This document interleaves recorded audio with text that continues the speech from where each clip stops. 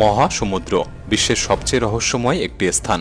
আমরা মানুষেরা গোটা পৃথিবী বলুন বা মহাকাশ এগুলি সম্পর্কে যতটা জানি, সেই তুলনায় মহাসমুদ্র সম্পর্কে বহুগুণ কম জানি।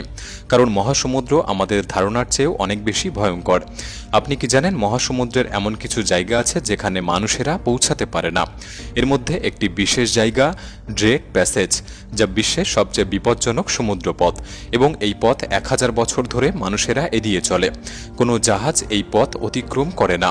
অনেকে মনে করে পানামা খাল তৈরির কারণে এই পথে কোনো জাহাজ যায় না, কারণ তাদের কাছে আমেরিকার পূর্ব উপকূল থেকে দক্ষিণ আমেরিকা এবং তারপর বাকি বিশ্বের সাথে যোগাযোগের জন্য শর্টকাট সমুদ্রপথ পানামা খাল রয়েছে। এই কথাটি সত্যি, তবে শুধুমাত্র শর্টকাট পথের জন্য নয়। পানামা খাল নির্মাণের এই একমাত্র কারণ ছিল না। পানামা খাল নির্মাণের গুরুত্বপূর্ণ কারণ ছিল যে সমস্ত জাহাজ অ্যান্টার্কটিকা এবং কেপ হর্নের মধ্যে এই 620 মাইল প্রসারিত এলাকাটি পার করতে চায়, এবং যেখানে প্রশান্ত মহাসাগরীয় আটলান্টিক এবং দক্ষিণ মহাসাগর মিলিত হয়, যাকে ড্রেক প্যাসেজ বলে, এই জায়গাটি দিয়ে একটি জাহাজ পার করা মানে মৃত্যুর সাথে লড়াই করা। কিন্তু আপনি কি জানেন এই এলাকাটিকে ড্রেক প্যাসেজ কেন বলা হয়, এবং এখানে কি ঘটে যা একটি জাহাজকেও এই অঞ্চল পার করতে দেয় না? আসুন আজকের ভিডিওতে আমরা এর কারণ জানার চেষ্টা করব। তাই ভিডিওটি সম্পূর্ণ দেখার অনুরোধ রইল। আর নতুন বন্ধুরা অবশ্যই পাশে থাকা সাবস্ক্রাইব লেখাটি প্রেস করে বেল আইকনের অল অপশন সিলেক্ট করুন। কেন একটি জাহাজ এই অঞ্চল পার করতে পারে না, এই প্রশ্নের উত্তর জানতে হলে আমাদের অবশ্যই অতীত অর্থাৎ 15শ শতাব্দীতে ফিরে যেতে হবে, যখন ফ্রান্সিস ড্রেক নামে একজন জলদস্যু আটলান্টিক মহাসাগরে সন্ত্রাস চালাত। যে সময়টিতে ব্রিটিশ এবং স্প্যানিশ সাম্রাজ্যগুলি নিজেদের আধিপত্য বিস্তারের জন্য বিশ্বব্যাপী এক মরণ লড়াইতে নেমেছিল। যাই হোক, ফ্রান্সিস সেই সময় কোনো সাধারণ জলদস্যু ছিল না, কারণ তার কাছে ব্রিটিশ সাম্রাজ্যের প্রত্যক্ষ সমর্থন, এবং তিনি সেই সমর্থন বা ক্ষমতায় আফ্রিকান শহরগুলিকে আক্রমণ করত, তাদেরকে ধ্বংস করত এবং জনগণকে ব্রিটেনে নিয়ে যেত দাস হিসাবে। ফলে ব্রিটিশ সাম্রাজ্য এবং ফ্রান্সিসের মধ্যে সম্পর্ক ধীরে ধীরে আরও গভীর হয়। এরপর ব্রিটিশরা সিদ্ধান্ত নেয় দক্ষিণ আমেরিকার উপর স্প্যানিশ সাম্রাজ্যের আধিপত্য ভাঙতে ফ্রান্সিসকে পাঠানো হবে। ফ্রান্সিসের পরিকল্পনা ছিল দক্ষিণ আমেরিকার পূর্ব উপকূলের শহর ও গ্রামগুলি জয় করে ম্যাগেলান প্রণালীতে প্রবেশ করা, এবং তারপর দক্ষিণ আমেরিকার পশ্চিম উপকূলের গ্রামগুলি আক্রমণ করে ব্রিটিশদের নিয়ন্ত্রণে আনা। এই প্রক্রিয়ায় তাকে বলা হয় তিনি যত শহর চাইবেন লুট করতে পারে, শুধুমাত্র দক্ষিণ আমেরিকার সমগ্র উপকূল রেখা ব্রিটিশ নিয়ন্ত্রণে নিয়ে আসতে হবে। 1957 সালের ডিসেম্বরে ড্রেক 5টি জাহাজে 200 জন লোক নিয়ে যাত্রা শুরু করেন। এপ্রিল মাসে তারা আর্জেন্টিনায় পৌঁছায়।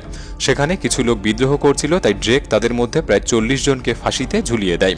এরপর সে আর্জেন্টিনায় 2টি জাহাজ রেখে যায় এবং বাকি 3টির সাথে সামনে এগিয়ে চলে। কিন্তু তিনি যখন একটি প্রণালী অতিক্রম করে প্রশান্ত মহাসাগরে পৌঁছানোর চেষ্টা করে, একটি শক্তিশালী ঝড় তাদের জাহাজে আঘাত হানে, যার ফলে 3টি জাহাজ একে অপরকে হারিয়ে ফেলে। একটি জাহাজের ক্রুরা ধরে নিয়েছিল যে ড্রেক হয়তো মারা গিয়েছে, তাই তারা ইংল্যান্ডের দিকে অগ্রসর হয়। আরেকটি জাহাজ ঝড়ের মধ্যে হারিয়ে যায় এবং ড্রেক প্যাসেজ পর্যন্ত এসে অদৃশ্য হয়ে যায়, যে জাহাজটিকে ড্রেক পেছন থেকে অনুসরণ করছিল। কিন্তু সামনের জাহাজের এই অবস্থা এবং বিপজ্জনক সমুদ্র দেখে তিনি বুঝতে পারেন আরও এগিয়ে গেলে কেবল মৃত্যু ছাড়া আর কিছুই হবে না। সেই সময় এই জায়গার ওপারে কি রয়েছে তা কেউই জানত না, কারণ আজকের মতো কোনো বিশ্ব মানচিত্র তখনও তৈরি হয়নি। ড্রেক তার জাহাজ ফিরিয়ে নিয়ে আবারও দক্ষিণ আমেরিকার পশ্চিম উপকূলের দিকে রওনা দেয়, এবং পশ্চিম উপকূলের কিছু অঞ্চল লুটপাট করার পর সান ফ্রান্সিসকোতে এসে থেমে যায়। তিনি এরপর আর ব্রিটেনে ফিরতে পারেননি, কারণ তিনি ভয় পেয়েছিলেন যে তিনি যদি ভুলবশত আবারও ওই অঞ্চলে প্রবেশ করে তাহলে তিনি বেঁচে ফিরতে পারবেন না। যাই হোক, ফ্রান্সিস ড্রেকের নাম অনুসারে এই অঞ্চলটির নামকরণ করা হয়েছিল ড্রেক প্যাসেজ, কারণ এর আগে আর কোনো জীবিত মানুষ এই অঞ্চলে প্রবেশ করতে পারেনি, বা যদি এসেও থাকে তারা কেউ হয়তো বেঁচে ফেরেনি, কারণ বেঁচে ফিরলে কেউ না কেউ এই ঘটনার সাথে পরিচিত থাকত। ড্রেক ফিরে যাওয়ার পর তার বন্ধুদেরকে বলেছিলেন যে এই সমুদ্রের ওপারে অন্য একটি জগৎ বা কোনো দ্বীপ থাকতে পারে, যেখানে আজ পর্যন্ত কেউ বাস করেনি। ড্রেক আসলে যে দ্বীপটির কথা অনুমান করেছিল তা ছিল অ্যান্টার্কটিকা। এরপর 1000 বছর ধরে মানুষেরা বিশ্বাস করেছিল যে এখানে একটি মহাদেশ থাকতে পারে, যাকে প্রাচীন গ্রিকরা টেরা অস্টালিস ইনকগনিটা নামে অভিহিত করেছিল, যার অর্থ অজানা দক্ষিণ ভূমি। কিন্তু কেউ এটি তার নিজের চোখে কোনোদিনও দেখেনি। এরপর 7শ শতকে ব্রিটিশ একজন অভিযাত্রী ক্যাপ্টেন কুক এই দক্ষিণ মহাদেশের সন্ধানে বের হয়েছিল। তিনি পুরো আটলান্টিক মহাসাগর পাড়ি দিয়ে দক্ষিণ মহাসাগরে প্রবেশ করেন, কিন্তু তিনি অ্যান্টার্কটিকা দেখতে পাননি, এবং ফেরার পথে এই ড্রেক প্যাসেজে তার জাহাজটি ধরা পড়ে, এবং তিনি যেভাবেই হোক প্রাণ নিয়ে পালিয়ে হারিয়ে যান। ক্যাপ্টেন কুক আর কখনো এই সমুদ্রে ফিরে যাননি, যদিও তিনি তার সময়ের সর্বশ্রেষ্ঠ অভিযাত্রী ছিলেন। এই ক্যাপ্টেন কুকই নিউজিল্যান্ড আবিষ্কার করেছিলেন।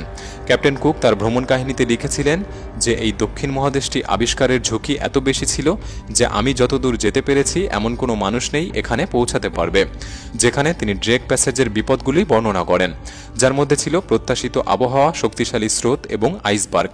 এই অঞ্চলটি গিরিপথে হারিয়ে যাওয়া বেশ কয়েকটি জাহাজের গল্পের সাথেও জড়িত রয়েছে, যেমন ইউএসএস ইন্ডিয়ানাপোলিস জাহাজ, যে জাহাজটি 1945 সালে ড্রেক প্যাসেজ অতিক্রম করার সময় একটি জাপানি সাবমেরিন দ্বারা মিসাইল ছুড়ে জাহাজটিকে ডুবিয়ে দেওয়া হয়েছিল। তাহলে এখন প্রশ্ন ওঠে, কেন এই ড্রেক প্যাসেজ এত বিপজ্জনক? বিশ্বের অন্যান্য অংশেও মহাসাগর মিলিত হয়, কিন্তু এই স্থানে কি এমন ঘটে? আসলে এই স্থানটিতে আটলান্টিক এবং প্রশান্ত মহাসাগরের উষ্ণ জলপ্রবাহ আন্টার্কটিকার হিমশীতল জলের সাথে মিলিত হয়, যে অঞ্চলটি ড্রেক প্যাসেজ নামে পরিচিত।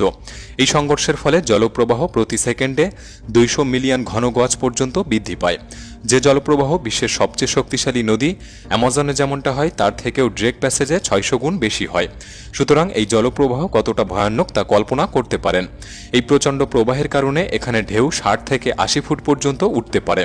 উষ্ণ এবং ঠান্ডা জলের মিলনের ফলে এই অঞ্চলে ভয়াবহ ঘূর্ণিঝড়ও তৈরি হয়।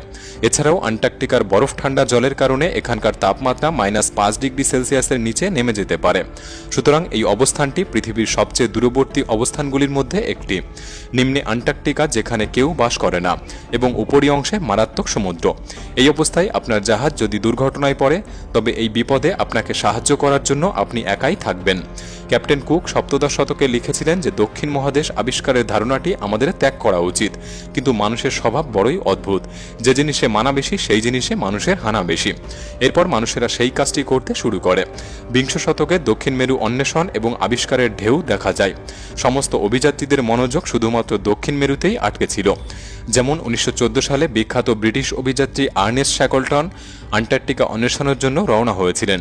তিনি আটলান্টিক মহাসাগর অতিক্রম হওয়ার সময় ড্রেক প্যাসেজে পৌঁছান, যেখানে রুক্ষ সমুদ্র তার জাহাজটিকে বরফের হিমবাহে আঘাত হানে এবং এটিকে ভেঙে চূর্ণ করে দেয়। আর্নেস্ট ও তার কয়েকজন সহকর্মী বরফের উপর আশ্রয় নেয় এবং সাহায্যের জন্য একটি ছোট লাইফ বোটে 5 জনের সাথে কাছাকাছি একটি দ্বীপে পৌঁছায়। 1 মাস সমুদ্রে থাকার পর আর্নেস্ট দক্ষিণ জর্জিয়া দ্বীপে এসে পৌঁছায়।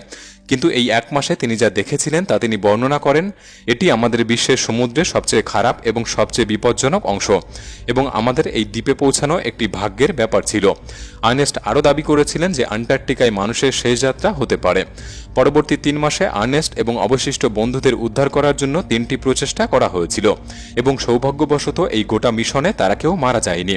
একইভাবে এপ্রিল 2012 সালে একজন ব্রাজিলিয়ান ব্যবসায়ী জোয়েন লারা তার বিলাসবহুল ক্রুজ জাহাজে 4 জনের সাথে একটি ডকুমেন্টারি তৈরি করার জন্য এখান দিয়ে যাচ্ছিলেন। তখন একটি ঝড় আঘাত হানে এবং 100 ফুট ঢেউ জাহাজটিকে তুলে আন্টার্কটিকার বরফে আছাড় মারে।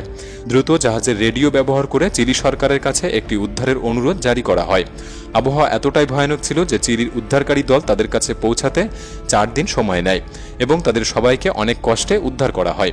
গত 10 বছরে এখানে এরকম ঘটনা অনেক ঘটেছে, তবে বর্তমানে আধুনিক টেকনোলজির জাহাজগুলির তুলনায় পুরনো জাহাজগুলিতে দুর্ঘটনা বেশি দেখা গিয়েছে। তা সত্ত্বেও বর্তমান আধুনিক জাহাজগুলিও এখান থেকে যেতে অনিচ্ছুক। পরিবর্তে তারা ম্যাগেলান প্রণালীর সরু পথ দিয়ে যেতে পছন্দ করে। যদিও ম্যাগেলান প্রণালীতে অপ্রত্যাশিত কুয়াশা, প্রবল বাতাস এবং খুব ঠান্ডা আবহাওয়া রয়েছে, কিন্তু এটি এখনও ড্রেক প্যাসেজের তুলনায় নিরাপদ রাস্তা। পানামা খাল নির্মিত হওয়ার আগে সমস্ত বাণিজ্যিক জাহাজ পশ্চিমা আমেরিকা এবং উত্তর আমেরিকায় পৌঁছানোর জন্য এই পথটি ব্যবহার করত। পানামা খালের কাজ শেষ হওয়ার পর এই রুটটি প্রায় পরিত্যক্ত হয়ে পড়েছে। তবে পানামা খাল ধীরে ধীরে মৃত্যুবরণ করছে, তাই আশা করা হচ্ছে এই রুটে আবারও একবার জাহাজের ভিড় দেখা যাবে। এই সম্পর্কে একটি ডিটেলস ভিডিও আমরা বানিয়েছি, আপনি চাইলে দেখতে পারেন। ড্রেক প্যাসেজ আমাদের বিশ্বের নৌগো অঞ্চলগুলির মধ্যে একটি, তবে সাথে এটি অত্যন্ত গুরুত্বপূর্ণ, কারণ আন্টার্কটিকার বরফ গলে যাওয়ার সাথে সমস্ত জল এখান থেকেই বিশ্বের বাকি মহাসাগরগুলিতে প্রবাহিত হয়। এছাড়া ড্রেক প্যাসেজ আমাদেরকে প্রমাণ দেয় যে আমাদের প্রযুক্তি যতই উন্নত হোক না কেন, প্রকৃতির সামনে আমরা 1000 বছর আগে যতটা অসহায় ছিলাম এখনও ততটাই আছি। এই সম্পর্কে আপনার কি মতামত এবং সামুদ্রিক এই রহস্য সাথে ঐতিহাসিক কিছু ঘটনা সব মিলে ভিডিওটি কেমন লাগলো আমাদের কমেন্ট বক্সে লিখে জানাতে পারেন। ভিডিওটি ভালো লাগলে একটি লাইক করতে পারেন। তাহলে দেখা হচ্ছে পরবর্তী নতুন একটি এপিসোডে। ধন্যবাদ।